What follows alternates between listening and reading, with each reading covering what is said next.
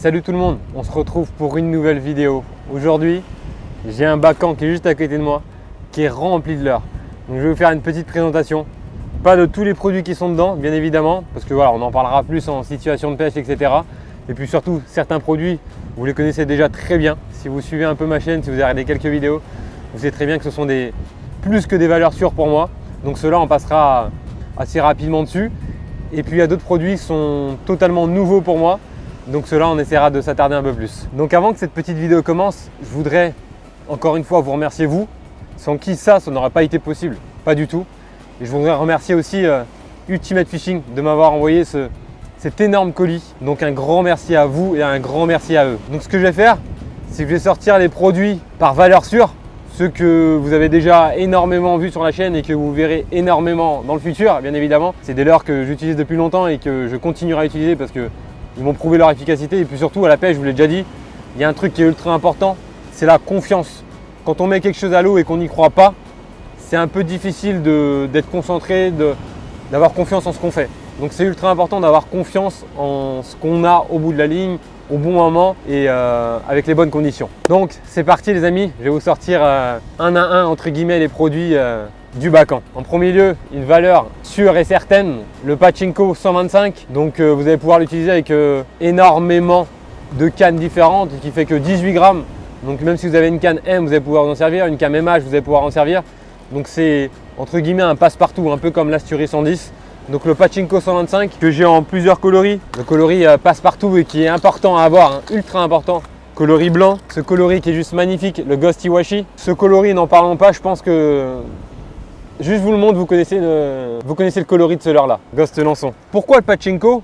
Le Pachinko, vous allez vous en servir quand l'eau est un peu plus calme. C'est un leurre un peu plus discret, mais qui va vous permettre de peigner énormément de terrain, parce qu'il se lance à des distances phénoménales. Je l'ai aussi en 140, que j'utilise depuis longtemps, avec un coloris la Ghost Green. Et puis là, avec un coloris vraiment imitatif d'un lançon, encore plus que le Ghost Lançon, c'est le coloris Agi.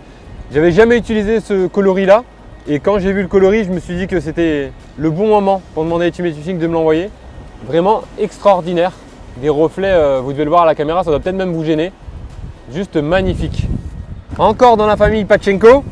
Donc là, des leurres encore plus discrets pour pêcher dans des eaux encore plus calmes, encore moins de profondeur. C'est la taille 100. Donc faire encore moins de bruit, être encore plus discret. Avec deux coloris.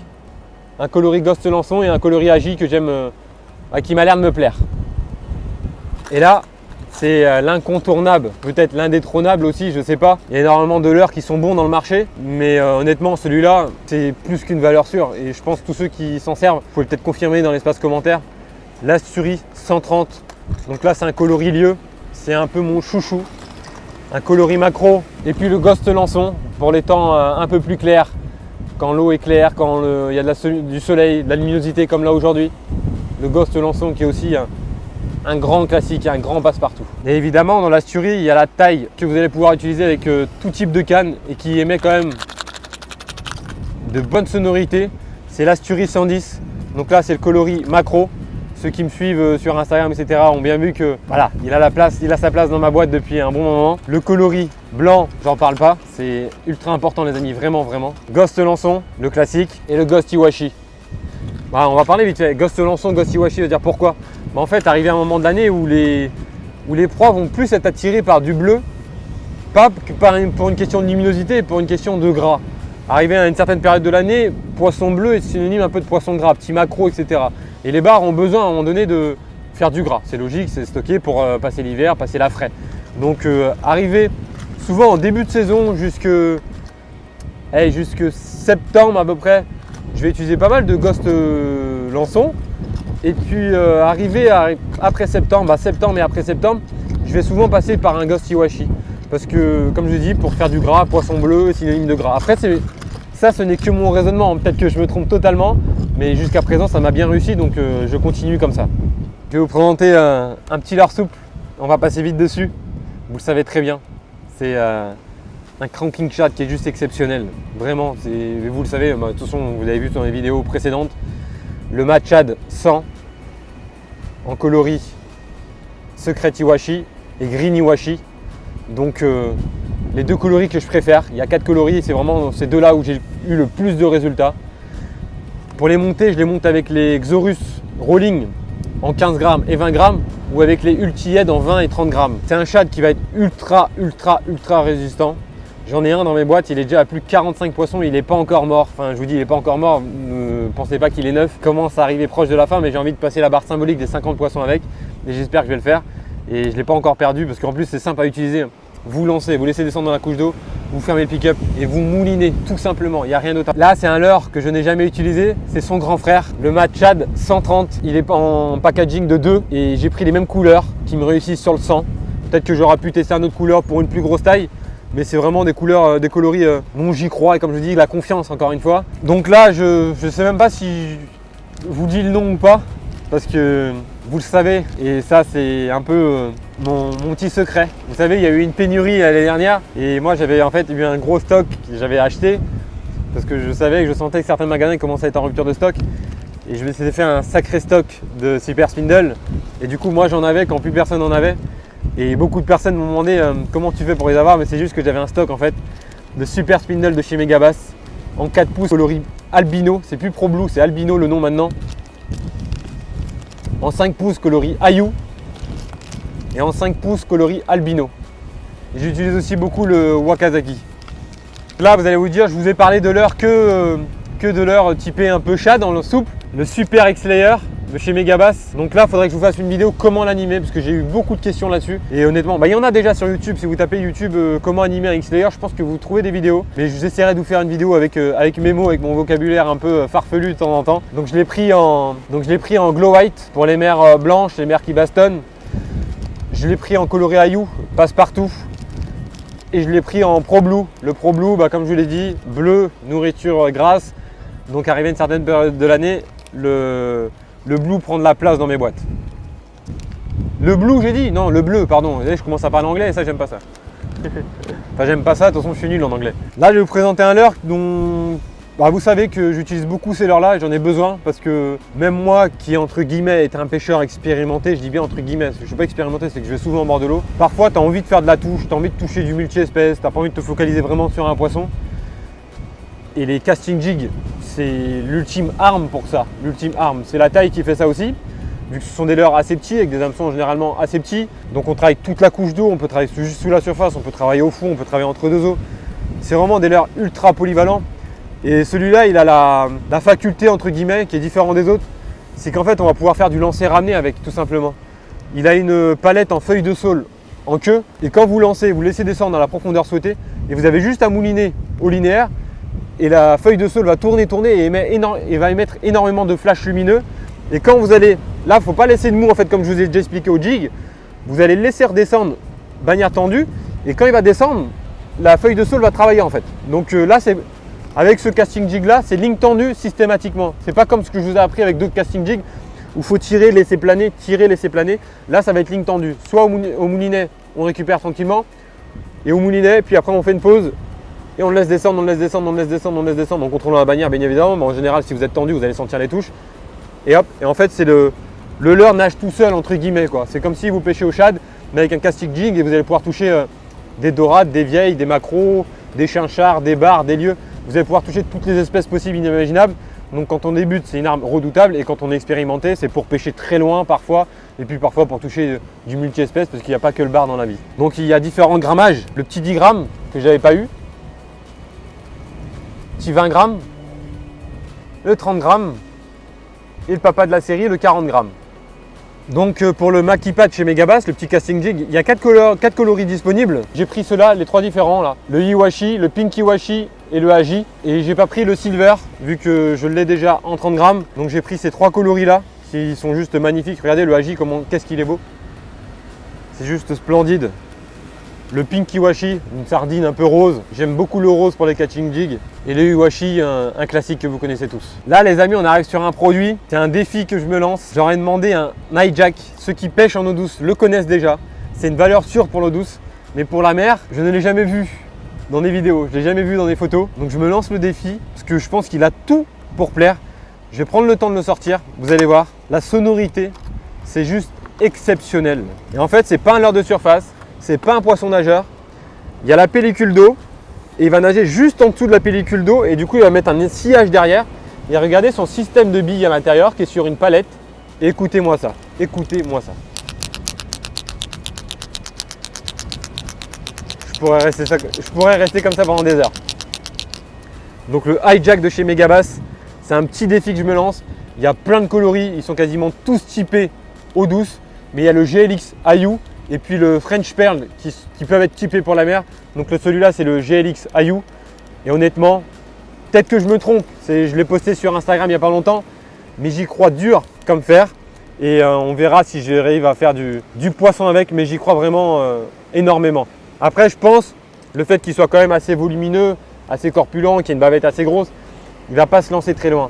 Donc il va falloir que je trouve les conditions optimales pour m'en servir. Peut-être au lever du jour, peut-être au coucher du soleil, peut-être quand il y a de la houle mais que le vent a cessé. Des fois ça arrive qu'il y a des jours où il y a de la houle parce qu'il y a eu du vent avant et que le vent a cessé et qu'il faut quand même faire du bruit en surface. Donc je vais voir, moi je vais travailler ça comme ça doucement et puis je vous en parlerai ou vous le verrez en vidéo si jamais j'arrive à trouver les conditions optimales pour l'utiliser. Là je vais vous montrer quelque chose. Donc vous avez pensé que je vais pêcher le thon avec. Je vais en sortir un, je suis obligé. Et vous allez voir la beauté. C'est la nouvelle taille du Pachinko en 165, 45 grammes. Donc là, vous n'allez pas vous en servir avec une canne M, vous pensez bien. Il faudra une canne qui tient la route. Et en général, dès lors comme ça, on s'en sert arrivé à une période de l'année où on cherche du gros bar, où on a envie de leur proposer des grosses bouchées à partir d'octobre jusqu'à fin décembre. Donc je vais en sortir un. Le Pachinko, je crois qu'il y en a déjà un qui est ouvert. Ouais, celui-là.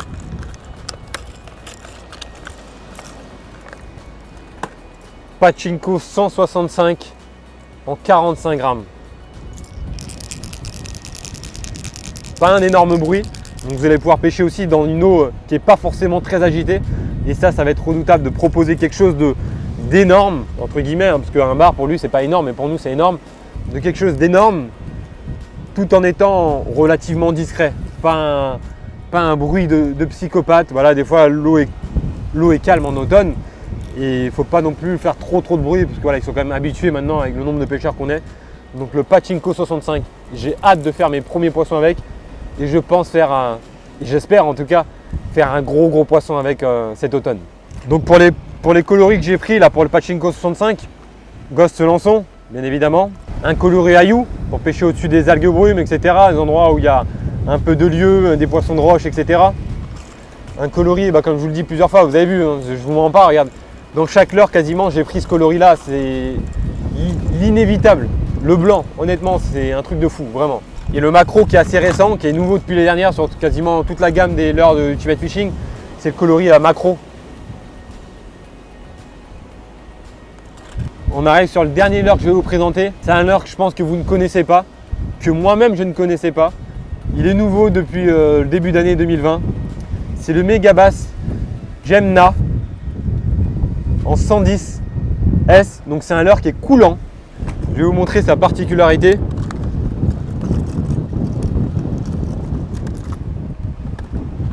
C'est qu'en fait, il a une bavette juste devant qui va lui permettre de bien tenir. Et en fait, ce leurre-là, juste au moulinet, il va nager. Donc plus vous allez ramener vite, plus il va nager serré. Plus vous allez ramener lentement, plus il va nager amplement. Et l'avantage, vous allez écouter, hein, c'est pas le bruit qu'il fait. Quand il va nager, il sera silencieux ce leurre-là. Mais c'est le transfert de masse qui va faire qu'il va se lancer super loin.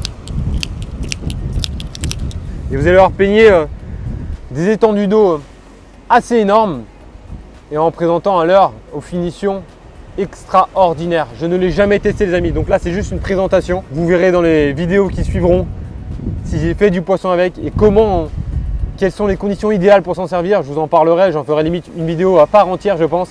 Et les coloris sont remarquables. Bon moi c'est un coloris mulet quoi, si on peut se permettre du nom, mais le nom ça va pas être ça. Hein. GG Bora, ah celui-là il est plus simple le nom. Donc celui-là ouais, il va être assez simple, je pense le nom c'est un coloris Iwashi entre guillemets, GLX Iwashi. Extraordinaire. Et encore une fois, et encore, le French Pearl du blanc tout simplement. Et en plus de tout ça, j'ai reçu un petit bacan avec des accessoires.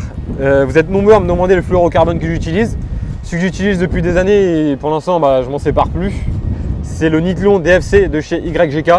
j'utilise en deux tailles, 21 centièmes et 27 centièmes. Et j'ai pris cette année une taille un peu plus grosse, en 32 centièmes. Parce que c'est vrai que parfois quand la mer bastonne, le 27, je me rends compte que je vais vite changer souvent de... Je vais refaire du battling, je vais perdre du temps en action de pêche, en efficacité tout simplement. Donc le fait de monter en 32, quand la mer bastonne, quand je suis en train de pêcher en cranking shad, quand j'ai pas besoin de fendre l'eau, etc.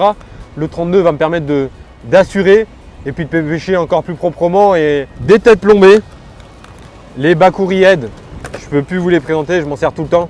En 8, 10, 12, 14, 18, 24 grammes, tous les grammages possibles et inimaginables. Donc regardez, j'en ai demandé un sacré stock vu que c'est des têtes plombées que je mets sur l'XLR, c'est des têtes plombées que je mets sur les Super Spindle. La Bashi Head, la SV67 pour pêcher à gratter, qui présente le leurre beaucoup plus proprement. De toute façon, je ne vais pas vous parler de ça, je ferai une vidéo à part entière sur quel choix de tête plombée et pourquoi. Donc voilà les amis, pour cette vidéo de présentation. J'espère que ça vous aura plu. Je sais que vous préférez les vidéos en action de pêche, il y en aura et il y en aura toujours, vous le voyez bien sur la chaîne. Mais ça me tenait à cœur de vous présenter le nouveau matériel que j'ai reçu et remercier Ultimate Fishing et vous remercier vous, parce que c'est grâce à vous que je suis là. Sans vous, j'aurais pas eu tout ça et je ne serais pas où je suis aujourd'hui. Donc un grand merci à vous. Et tous ceux qui me disent ouais, bah fais-nous en gagner.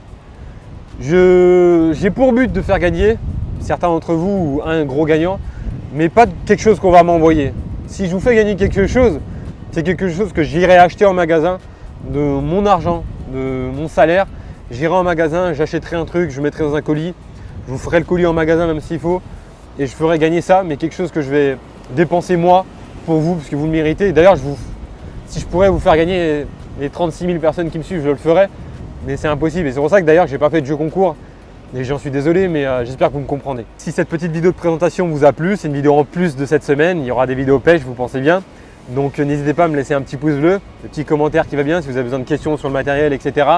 Et puis de vous abonner si ce n'est pas encore fait. Allez, je vous souhaite une bonne journée, une bonne soirée. Et puis je vous dis à bientôt les amis. Merci beaucoup.